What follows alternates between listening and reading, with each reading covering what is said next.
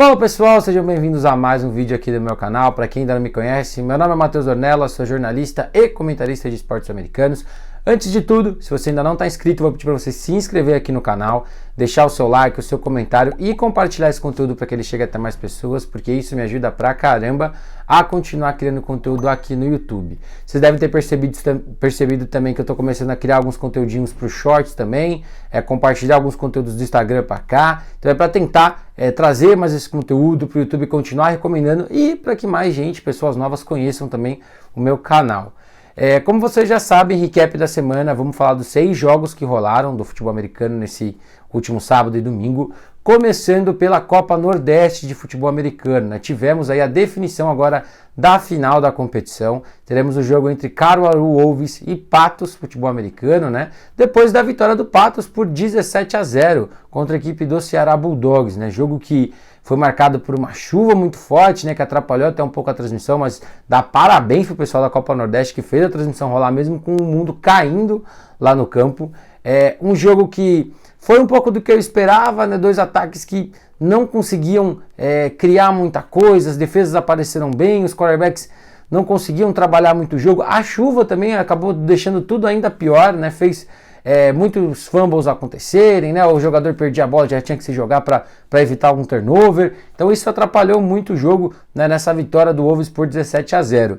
Né? Algumas anotações que eu tive do jogo: a primeira campanha da equipe do Bulldogs, ela me deu uma sensação de que o jogo ia ser bom. A equipe começou conseguindo produzir um pouco aqui, avançava para lá, no final arriscou um field goal que não deu em nada, e depois o ataque não fez praticamente mais nada o jogo inteiro. Eu tinha esse medo, né? A gente viu isso nos jogos contra o Caucaia Sabres, né? Um time que não conseguia ter ritmo com o ataque, e infelizmente isso aconteceu de novo, né? A equipe sai zerada, né, dessa semifinal por conta disso. Eu acho que tem diversos fatores, né? O campeonato é um tiro curto, então talvez não ter tido o tempo ideal para treinar tudo que esse time podia treinar, né? O quanto esse time às vezes tenta jogadas diferentes quando deveria focar em talvez um playbook menor, né, mas fazer, né, algumas jogadas acontecerem antes de você tentar arriscar muita coisa diferente. Um jogo com muitas faltas também dos dois lados da bola, né? Eu acho que é normal, né? Ainda é uma competição de começo de temporada, mas muitas faltas dos dois lados, né? A gente viu, eu lembro do primeiro jogo do Ceará Bulldogs contra o Caucaia Sabres, que eu não conseguia nem entender o que tinha acontecido, porque foram mais de 100 jardas de falta praticamente para cada time naquela estreia, e a equipe do Bulldogs também não conseguiu limpar essas faltas para essa semifinal. O Wolves também cometeu muitas faltas durante todo o jogo. As duas defesas, né, fizeram um jogo bom. A defesa do Wolves segurou o máximo que pôde, né, em todas as situações possíveis e imagináveis para tentar evitar que o ataque adversário avançasse, né. A defesa do Bulldogs conseguiu ali criar boas situações, colocou o time com chances de brigar por uma vaga na final até o último momento do jogo, né. Porém, né, como eu até deixei anotado aqui, muitos erros de special team, né, que acabaram também sendo cruciais ali para custar esse jogo para a equipe do Ceará. A equipe do Wolves capitalizou bem em cima disso, e foi uma coisa boa de ver essa melhora, porque o time sofreu muito contra os special teams do Mariners, né, no último jogo da fase de grupos, e a equipe do Wolves conseguiu dar esse salto, conseguiu melhorar, conseguiu se colocar em situações onde o special team pôde melhorar, pôde produzir, pôde fazer jogadas, que foi o que a gente não tinha visto no último jogo. Então essa é a importância de você aprender com os erros e na prática, literalmente no jogo seguinte, você já conseguir capitalizar, você já conseguir mostrar que seu time está tentando melhorar. Então os special teams aí ficam como algo muito positivo para esse time de Caruaru. E falando um pouco agora mais do Wolves também, né? Eu senti, obviamente, né, que o ataque como um todo não funcionou legal. O quarterback, o Caio Casemiro, não conseguiu estabelecer um jogo aéreo, né, também contra da chuva, mas foi um ataque que nos outros jogos também sofreu muito para passar a bola. O outro quarterback, o Ramon, trouxe o elemento terrestre para o jogo, que eu acho que até as condições da partida, como a chuva e tudo mais, favoreceram isso, né? Um cara que conseguia ali abaixar a cabeça, quebrar alguns tecos, estender jogadas. Teve um touchdown corrido também já no finalzinho do jogo, que foi ali para sacramentar a vitória. A defesa, 2 interceptações, safety, jogo terrestre, não dando espaços para o jogo terrestre da equipe do Bulldogs. Então a defesa dominante, e o 0 mostra essa dominância dessa defesa nesse último jogo. Quando não forçava turnovers, tirava o ataque adversário muito rápido de campo, não dando espaços, né? E vai encarar um ataque, nesse ataque do Patos, que vai exigir dessa defesa. Então foi bom já na semifinal a equipe conseguir mostrar uma identidade, conseguir ali realmente carimbar um jogo bom antes dessa final, que na minha opinião vai ser um jogo muito bom contra o time do Patos, né, que vem aí com um elenco com vários caras de outros times, né? Então vai ser um jogo muito interessante também, e a defesa aí vai com certeza chegar com a moral lá no alto. Do ataque, né, o jogo terrestre teve ali um momentinho ou outro, conseguiu produzir mais pro final do jogo, também a gente viu algumas coisas que funcionaram. Porém, né, acho que falta ali um pouco de consistência e mais uma vez, vai encarar um ataque que eu acho que eventualmente vai conseguir pontuar. Então vai precisar criar ritmo, vai precisar ajustar muito bem também a questão do quarterback, ver qual vai ser a estratégia, se vai tentar passar mais a bola, se de repente investe no quarterback que tem a característica de terrestre, onde você pode desenhar corridas. E mais uma vez, grande trabalho dos special teams, né? Bloqueou um punch que virou um touchdown, teve boas situações ali, colocou o time em situação para chutar field goal, conseguiu evitar os field goals também da equipe do Bulldogs. Então, uma partida como um todo que foi muito atrapalhada pela chuva, tecnicamente não foi o jogo mais brilhante do mundo, mas que a equipe do Wolves conseguiu aí garantir bem a sua ida para a final. Falando agora do Campeonato Paranaense, né? Tivemos 2 jogos no Paranaense nesse final de semana, um no sábado e um no domingo. Vamos começar falando do jogo que rolou no sábado, que foi o jogo entre Brown Spiders e Cascavel Olympians, 38-0 para a equipe do Brown Spiders. Fechou aí com uma campanha de 4-0, então também já começa bem, né, o seu ano, a equipe que teve aí algumas mudanças, né, algumas chegadas e algumas saídas, mas consegue aí fechar com 4-0 a fase de grupos. Um jogo muito bom do Bambrila, né? Espero estar falando certo.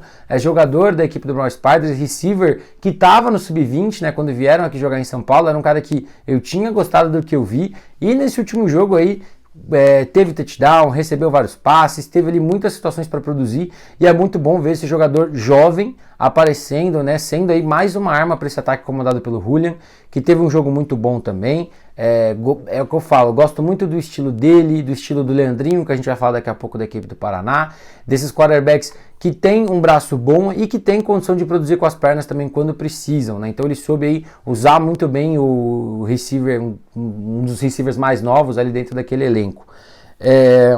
A defesa, né? O jogo além do 0, foram 2 interceptações, teve fumble, teve, sabe, tudo. A equipe conseguiu produzir de diversas formas e até o final, né? Foi muito bom ver a energia que esse time teve do primeiro ao último snap na defesa. Todo mundo querendo produzir, todo mundo querendo chegar no quarterback, todo mundo querendo forçar um sack. Então é muito bom você ver essa intensidade, mesmo com o jogo ganho, para mostrar realmente a marca desse time do Brown Spiders, né? Que vai aí para os playoffs e vai encarar adversários fortes, adversários que vão exigir do primeiro ao último snap que você jogue muito bem, né? Então um jogo muito bom. O special team também nesse jogo foi um fator. O time bloqueou o punch, né? Então foi uma boa situação, mas tem que ficar ligado ali com alguns extra points perdidos, né? Alguns field goals que não conseguiu converter. Também podem ser vitais aí nos próximos jogos, onde os placares podem ser mais apertados. Mas no geral, um jogo muito bom da equipe do Brown Spiders, onde conseguiu ser dominante como um todo, né? E carimbou esse 4-0 aí, vai ser a melhor ou a segunda melhor campanha, né? Porque o Croco também tem tudo para fechar 4-0, né? Ou já fechou 4-0, se eu não estou enganado. Então a equipe do Brown Spiders aí termina com a liderança do seu grupo e com uma campanha invicta nessa fase de grupos. Da equipe do Cascavel Olympians, um time que no começo teve algumas corridas interessantes, que você ficava ali, opa, será que vai sair alguma coisa daí? Será que o time vai conseguir se impor? Mas com o passar do jogo não foi conseguindo se achar, o jogo aéreo não fluiu legal, tivemos ali dois snaps muito ruins em situação de punch, que a equipe do Brown Spiders puniu, né, em cima disso da melhor maneira que pôde. O jogo aéreo não conseguindo se achar, sofrendo ali interceptações.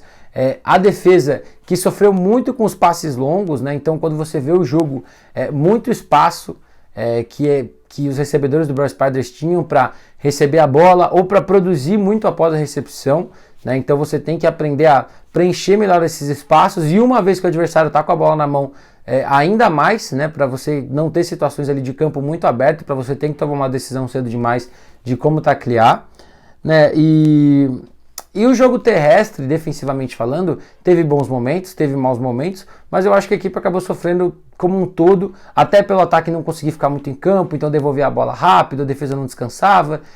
E como um todo, é uma equipe que está com uma campanha agora de 1 vitória e 2 derrotas, pode ainda ir para o Pinyon Bowl, né, se eu não estou enganado. Eu acho que, não sei se ainda tem matematicamente chance de ir para outra etapa dos playoffs, mas para o Pinyon Bowl eu acho que sim, né, por conta da vitória que já tem.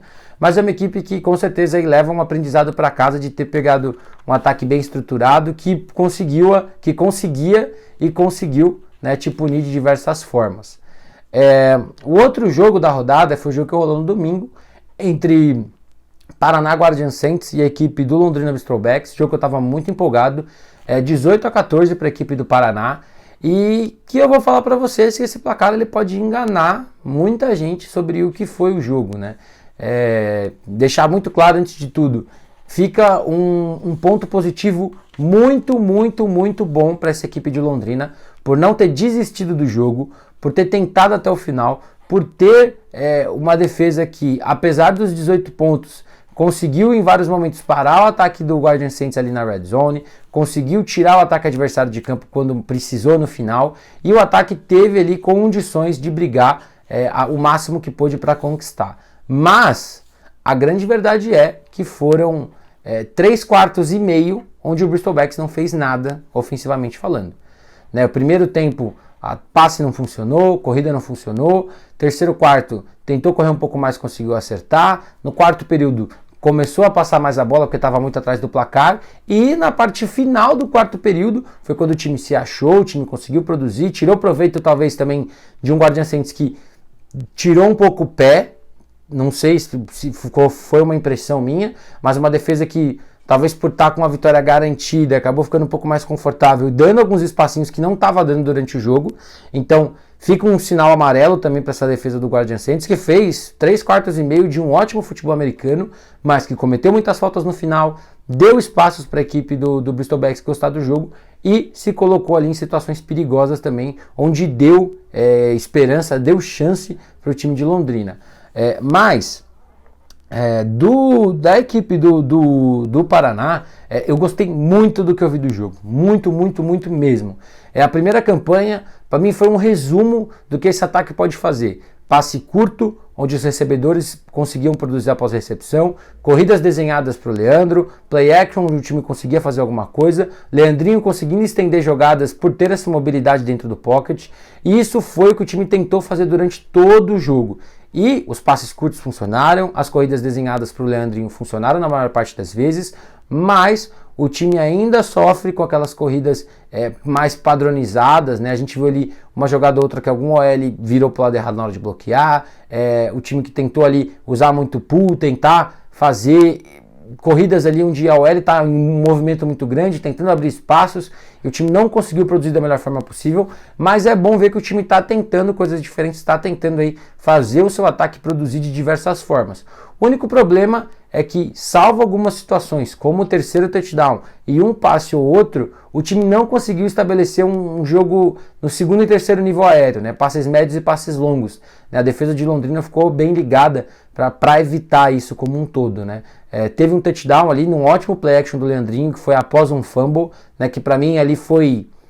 quando eu estava vendo o jogo eu até estranhei, já estava ali praticamente, já estava no quarto período 18-0 e o jogo tinha acabado 18-14, né? Então ali para mim foi o ponto onde talvez o time sentiu que tinha colocado a adaga na partida, né? Tinha ali carimbado a vitória, que se desenrolou depois para um jogo muito mais apertado, né? Mas um ataque que produziu muito bem. Eu acho que tem que finalizar melhor algumas campanhas, né? Como eu falei, a defesa do Bristol apareceu em red zones um pouco melhor, tiveram algumas situações ali que o time deveria talvez ter feito alguma coisa diferente, ou poderia ter finalizado melhor se tivesse conseguido estabelecer esses passes um pouco mais longos, mas no geral um jogo bom do ataque, né? E a defesa, foi o que eu falei, foram 3/4 de um ótimo futebol americano, forçando fumble, forçando interceptações, não dando espaço para nenhum dos quarterbacks, não dando espaço pós-recepção, forçando o erro do adversário, tentando forçar faltas e fazendo um bom trabalho. Os últimos 6 minutos ali do jogo poderiam ter comprometido muito a equipe, mas eu acho que a defesa no geral fez um jogo bom, mostrou uma melhora do que a gente viu também no jogo contra o Brown Spiders, e nessa semana joga de novo contra a equipe do Olympians. Então eu acho que tem uma semana curta para você arrumar muitas dessas coisinhas, mas também estabelecer de repente até algumas coisas de inteligência de jogo, de não deixar o time relaxar, porque estabeleceu ali uma vantagem de 18 pontos. Eu entendo também, como eu falo, já fui jogador, 18 pontos no quarto período, você não acha que o adversário vai buscar. Mas ficou ali a um detalhezinho de conseguir. Né? Ficou ali a mais um touchdown de conseguir, ficou ali a de repente um erro a menos durante todo o jogo do Bristol para conseguir ganhar o jogo. Mas o importante é que a equipe saia com sua segunda vitória na competição e na semana que vem fecha a participação na fase de grupos do Paranaense. Indo agora para a SPFL, tivemos 3 jogos, né? 3 jogos da Série Diamante, 2 jogos pelo grupo B e um jogo pelo grupo A. O grupo B oficialmente encerrado nesse último final de semana. O grupo A tem um jogo nesse domingo agora que vai fechar oficialmente, né, e determinar os classificados para os playoffs. Tivemos lá em Jundiaí, na parte da manhã, o jogo entre Guarani Indians e Vikings, né, 41-21 para a equipe do Indians. Um jogo que foi mais ou menos a linha do que eu esperava. Talvez eu não esperava tantos pontos assim, mas eu esperava um jogo muito mais solto das duas equipes, arriscando um pouco mais. Tanto pela questão de ser equipes que talvez estejam próximas ali num parâmetro de disputa, como também pela situação, né? Infelizmente as duas equipes já estavam eliminadas, então jogavam já descompromissadas, vamos dizer assim, com o resultado, mas foi um jogo bom. O Indians conseguiu manter esse ataque que vai criar muito pela versatilidade do que o Elias pode fazer, que conseguiu ter alguns momentos correndo com a bola também, inclusive para fazer touchdown, surpreendeu ali talvez a equipe do Vikings que estava esperando o passe.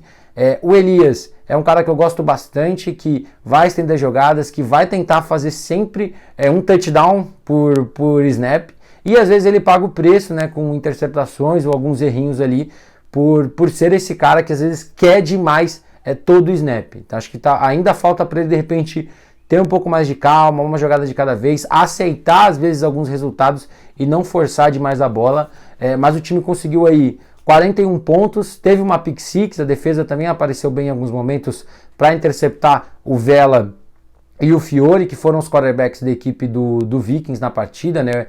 O Hummel foi embora, né? O Wilson foi expulso no jogo contra o Spartans, né, no quarto período, então automaticamente tinha ali que cumprir, né, a expulsão nesse jogo.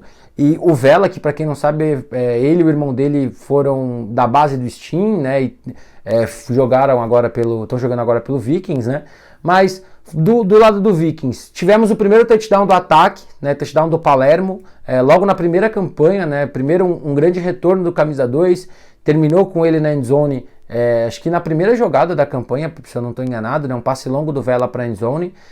E o Vikings em muitas situações conseguiu ali ficar perto, chegou a empatar o jogo, mas, né, eu acho que no quarto período, né, quando o jogo desandou mesmo, né, a equipe sofreu um touchdown e aí na primeira jogada da campanha seguinte sofreu a pick six e aí o time deu aquela baixada também, né, aí ficou 14 pontos atrás, aí tentou ainda algumas coisas, mas não conseguiu, né, mas no geral eu gostei do jogo das duas equipes, né, os dois ataques mostraram o que eu imagino que eles podem fazer, as defesas também, né, o Vikings contra o jogo terrestre tendo bons momentos também, que foi uma característica desse time, mas também o negativo dessa secundária apareceu, que quando a jogada é estendida, passes mais longos, o time às vezes fica um pouco perdido. Né, e da defesa do Indians, né, foi uma defesa que se ajustou também com o passar do jogo para evitar os errinhos que teve no começo da partida, né, corridas em espaço que o Vikings tentou fazer, alguns passes mais longos e tudo mais. Então eu gostei, eu acho que as duas equipes se despedem da competição com uma boa impressão, né, o Indians sai sabendo que ficou a um detalhe de ir para os playoffs. O próprio Lalau falou que para ele o jogo que mais custou a classificação foi o jogo do Spartans, né, e eu concordo muito com ele nisso, né, olhando para como foi aquele jogo, né, e a equipe do Vikings se despede aí da sua estreia na Série Diamante sem nenhuma vitória, mas com uma melhora gradual em todos os seus jogos, né? Então as duas equipes aí já não participam mais. O Vikings joga D2 no segundo semestre, o Indians eu não sei. Acho que não joga na D2, então vamos ver se o time vai jogar alguma coisa ou se vai ser como no ano passado, onde alguns jogadores foram aí se espalhando para jogar em outros times durante o segundo semestre. O outro jogo de Jundiaí, jogo pelo grupo A, Rio Preto Whalers 31-7 contra o Corinthians Steamrollers.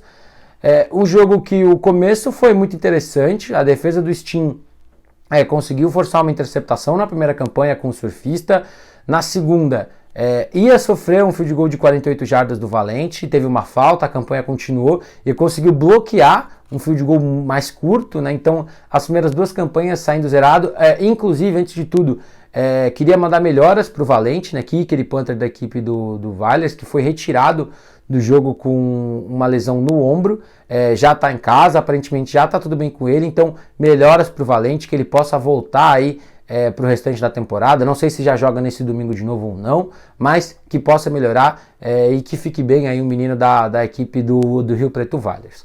Mas voltando, uma defesa que nas primeiras duas campanhas conseguiu manter o placar 0-0, mas o ataque não respondeu. Foi um 3 de fora na primeira campanha, um 3 de fora na segunda campanha. E aí a equipe de Rio Preto eventualmente consegue pontuar, conseguiu ali um touchdown ainda no primeiro quarto, depois mais um no segundo, e terminou o primeiro tempo com um field goal no jogo, deixando em 17-0 ainda no primeiro tempo. E infelizmente esse Corinthians Steamrollers ele foi assim em todos os jogos. Tirando a estreia, quando pegou o Leme, que venceu por 29-14, se eu não estou enganado, o time não conseguiu ter um jogo sólido das duas unidades. No jogo contra o Avengers, defesa teve um trabalho de só ceder um touchdown, mas o ataque não fez nada. Aí no jogo contra o Ocelotes, o ataque teve momentos de explosão e a defesa deixou a desejar. E nesse jogo, a defesa se mostrou em alguns momentos e o ataque não.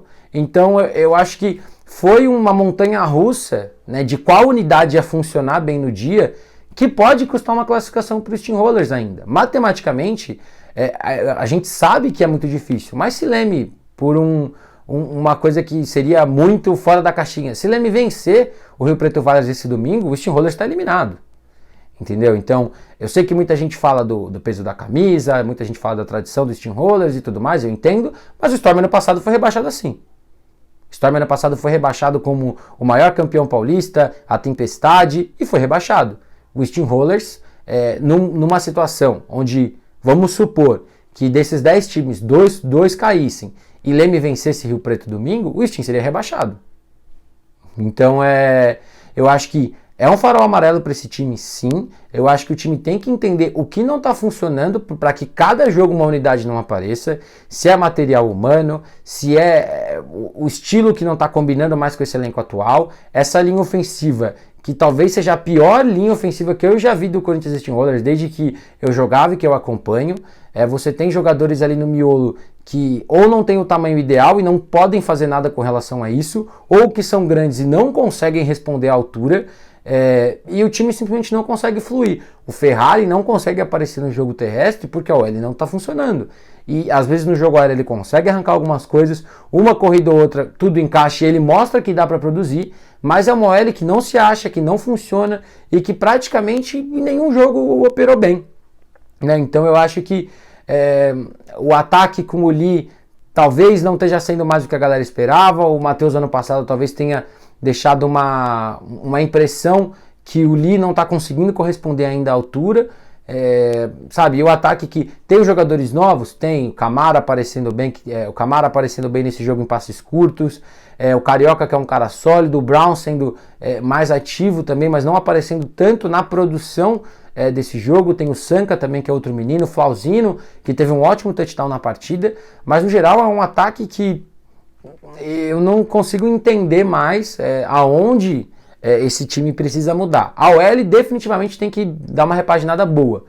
Ou mudar o estilo de como correr com a bola, ou tentar mudar algumas coisas para que esses bloqueios encaixem melhor, porque não está funcionando, né? E a defesa, é o que eu falo, teve um jogo contra o Rio Preto agora que conseguiu ter bons momentos, mas sofreu fisicamente quando o Alvarenga estava em campo, que é um running back maior dessa equipe do Whalers, sofreu com passes fundos. Então também é uma defesa que tem que ser mais constante durante todo um jogo e em todos os jogos. Né? Então você precisa que essa defesa apareça também, não só quando o ataque não funcionar bem, né? Mas em todas as partidas. E para a equipe de Rio Preto fica até um pouco batido a gente falar, porque é uma equipe que está jogando como se fosse um relógio. Eu acho que o começo talvez tenha sido até bom para o time de repente ver algumas coisinhas ali que não funcionaram, que precisam encaixar, né? Muitos passes desviados na linha, né? Pela DL do Steam, acho que foram 3 pelo menos.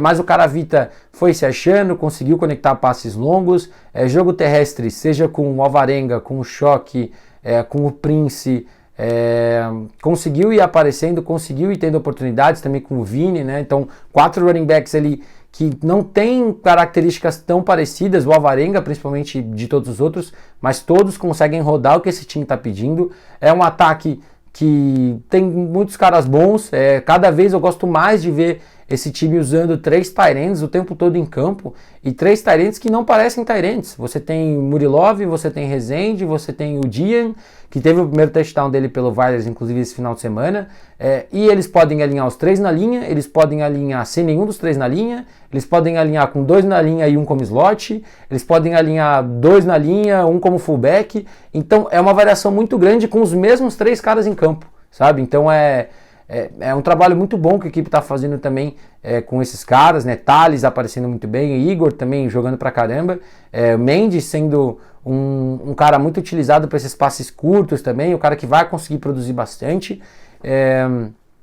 A OL jogando bem também, obviamente, né? Uma OL que tem cometido bastante falta, né, nos jogos da SPFL, mas a equipe de Rio Preto é que eu sempre falo, né? Sempre foi uma equipe que cometeu muitas faltas, né?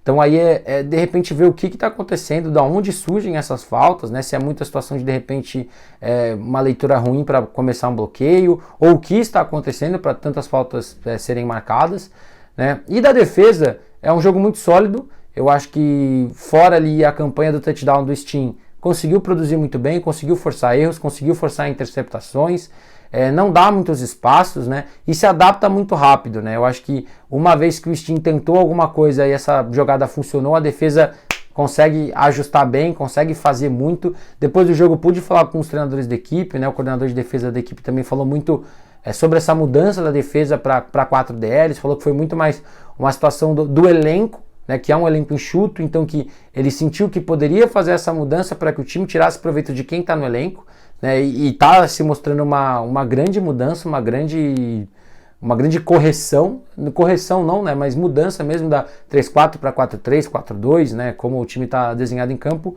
mas um time que garantiu já a vaga como primeiro do grupo, mesmo que perca pro Leme nesse domingo, e que está muito pronto, né? Eu acho que é um time que está realmente muito à frente do resto da SPFL, né? Então, eu acho que o grupo B, quem quiser tentar bater de frente com esse time do Vikings vai sofrer bastante, porque é um time que está muito arrumado. Para fechar o vídeo, a gente teve o jogo que era o jogo mais importante da rodada, na minha opinião, Moura Lacerda Dragons 20, Six Spartans 6.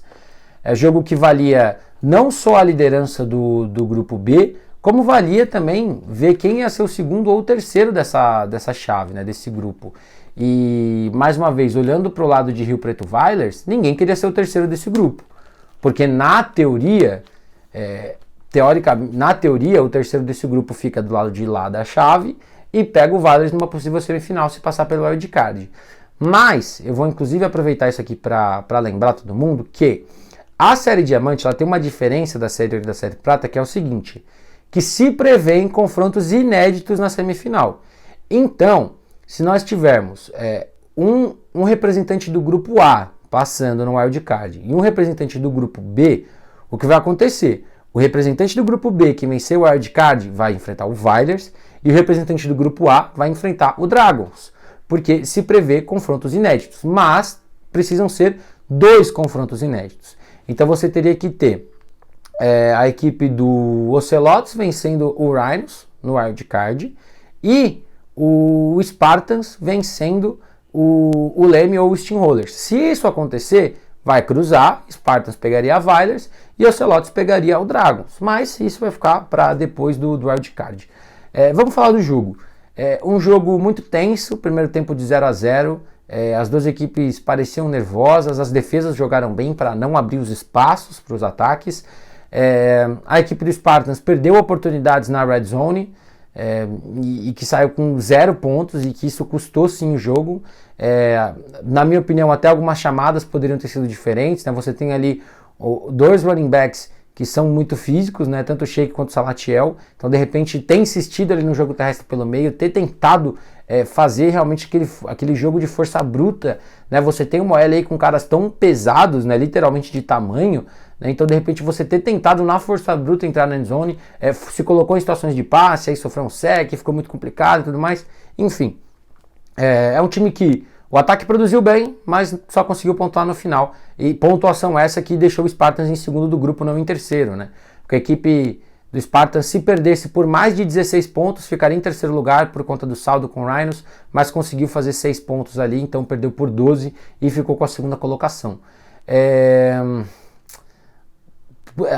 Mais uma vez, as defesas, elas fizeram um jogo bom.